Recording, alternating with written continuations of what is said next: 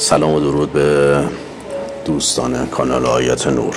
بچه تو این بخش از سه‌بعدی که انجام دادم، طراحی سه‌بعدی در واقع با نام‌های الهی از روشن کبیر، سعی کردم در فرکانس فوق‌العاده بالایی انجام بدم و این بخش هم بسیار مهمه. کلا نام‌های الهی همش مهمه، مثلا نام‌هایی که توی جوشن کبیر اومده و هر کدوم از این نام‌ها در واقع داره یک نور، یک خدا، یک قدرت رو به ما نشون میده و با دیدن و شنیدن و خوندنش هر کدوم یه بذری کاشته میشه توی درون و بیرونمون که نوری در جریان پیدا میکنه که تأثیر مثبتش رو با معجزات توی زندگیمون میذاره.